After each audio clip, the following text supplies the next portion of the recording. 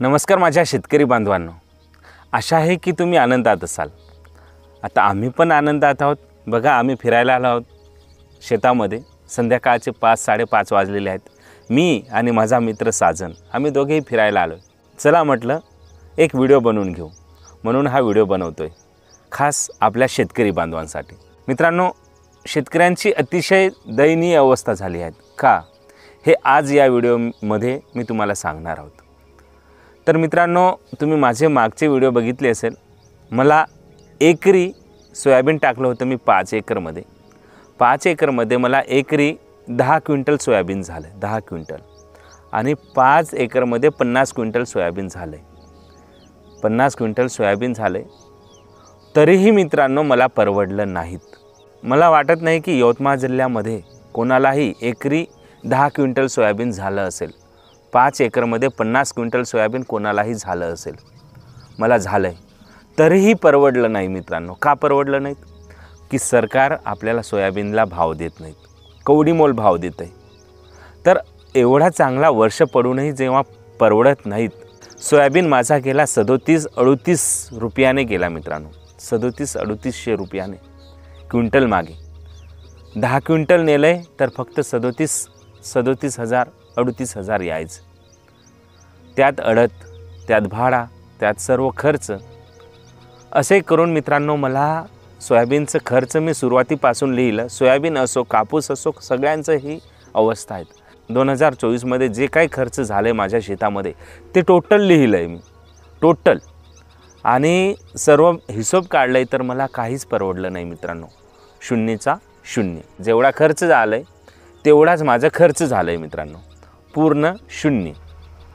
आता बघा मित्रांनो, एवढं खास पीक होऊनही जेव्हा परवडत नाहीत, सर्व वर्ष चांगले घेणार असं कधीही शक्य नाहीत।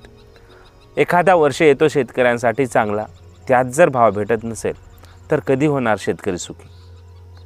तर मित्रांनो, मी तुम्हाला एकच विनंती करतो माझ्या शेतकरी बांधवांना, तुम्ही यावर्षी हिशोब लावा। सर्व नांगरणीपासून, वखरणीपासून तण काढणीपर्यंत सर्व खर्च टोटल विकायचं पर्यंत टोटल खर्च लावा आणि आपला हिशोब लावा, आपल्याला परवडती का शेती। मी माझ्या बाबाला सांगितलं आहे, म्हटलं बाबा यावर्षी शेती करायचं नाहीत। पण माझ्या बाबाने सांगितलं, अरे बाबा शेती करायचं नाही तर खायचं काय, काय करायचं काय? शेती करावंच लागेल, आपण शेतकरी आहो म्हणे। पण म्हटलं शेतीत काहीच उत्पन्न नाही तर काय करायचं म्हटलं शेती करून? नाही म्हणे, शेती करावाच लागते म्हणे। तर मी माझ्या बाबाच्या हाती सोपवलं पूर्ण यावर्षीचं कारभार। म्हटलं बाबा तुम्हीच करत बस, आम्ही शेती करत नाहीत। कारण वर्षानुवर्ष आपण शेती करत आलो आहे। 100 वर्षापासून माझा आजोबा पंजोबा करत शेती करत आलं आहे, आम्ही पण केलं आहे।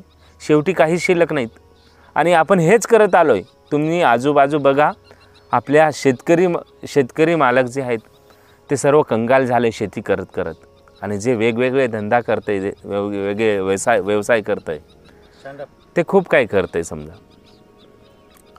तर मला सांगायचं तात्पर्य हेच आहे मित्रांनो, शेती करत आपण वर्षानुवर्ष टाकलं आहे, शेतीत काहीच परवडतलं नाही। तुम्ही काहीतरी जोड व्यवसाय करा, आपलं इन्कम वाढवा। शेतीत आपल्याला शेती विकावी लागली, जोड व्यवसाय करा। शेतीच काहीच शिल्लक नाही, उरत नाहीत। वर्ष चालला जातोय आणि खूप झालं आहे। सर समजा 50,000 5 एकरचं हिशोब जर लावलं आहे, 50,000 लाख रुपये आपण जर शिल्लक पाडलं आहे, असं होत नाहीत, शिल्लक उरतच नाहीत। पण जर समजा आपल्याला परवडलं आहे किंवा उरलं आहे तर ते सुद्धा खाण्यात चालला जाते आणि शेवटी कर्ज काढून शेती करावं लागतं। तर माझ्या मायबापांना एकच विनंती आहे की यावर्षी तुम्ही सर्व हिशोब लावा, शेती पलीकडे जा आणि छोटा मोठा धंदा करा, व्यवसाय करा, काहीतरी थोडंसं दिमाग लावा आणि आपला घर, आपला परिवार सक्षम करा। हेच मी आपल्याला विनंती करतो, का ही गरज आहे। आणि या व्हिडिओच्या माध्यमातून मी आता संपूर्ण व्हिडिओ आपला शेतकरी कसं सुखी होईल, छोटं धंदा कसं करेल, कसं आर्थिक सक्षम बनेल, हे आता या नंतरच्या व्हिडिओत मी तुम्हाला एक छोटा धंदा कसं करायचं, काय करायचं, हे अशा प्रकारचे व्हिडिओ बनवण्याचा प्रयत्न करेन। कारण माझा शेतकरी सुखी झालं पाहिजे, माझा शेतकरी बाप, माझा शेतकऱ्यांचा मुलगा हा सुखी झाला पाहिजे, हाच या व्हिडिओचा उद्देश आहे। तर मित्रांनो, चॅनलला सबस्क्राईब करा। हा व्हिडिओ कसा वाटला मला कमेंट करून नक्की सांगा. माझा मनातील हा संदेश होता जे तुम्हाला द्यायचं होतं.